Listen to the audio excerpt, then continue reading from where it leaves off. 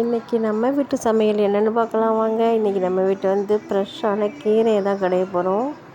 இது நம்ம தோட்டத்திலே விளைஞ்ச கீரை, தண்டு கீரை தான் இது.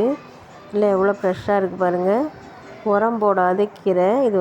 இந்த சாணி எரு அது மாதிரி போட்டு வளர்க்குற கீரை இது. இதை நான் பருப்பு எதுவும் போடாமல் ஜீரகமும் மிளகும் அப்புறம் பூண்டு இது வரைக்கும் போட்டு கடைய போகிறேன். அப்படியே அலசிட்டு பூண்டு மிளகு ஜீரகம்லாம் போட்டு நல்லா வெந்தோடனே இப்படி மசிக்க வேண்டியதான். பச்சை பசேல்னு எவ்வளோ சூப்பராக இருக்குது பாருங்கள்.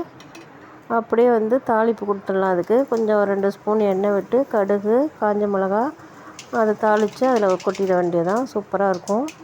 இந்த மெத்தடில் செஞ்சு பாருங்கள். கீரை கிடச்சா நீங்களும் பாருங்கள். அவ்வளோதான். இதை அப்படியே கலந்து சாப்பிட வேண்டியதான். சாப்பிட்றதுக்கு சூப்பராக இருக்கும். சாதத்துலேயும் போட்டு சாப்பிட்லாம். இன்றைக்கி நம்ம வீட்டில் கீரையும் அப்புறம் சாம்பார் இது தான் செஞ்சுருக்கோம் இன்றைக்கி. இதே மெத்தடில் நீங்கள் செஞ்சு பாருங்கள். கீரையை பருப்பெல்லாம் எதுவும் போட தேவையில்ல. வெங்காயம் தக்காளி எதுவுமே போட வேணாம். பச்சையாக இந்த மாதிரி செஞ்சு பாருங்கள். அப்புறம் உருளைக்கிழங்கும் சாம்பார் அப்புறம் சாதம், அவ்வளோதான்.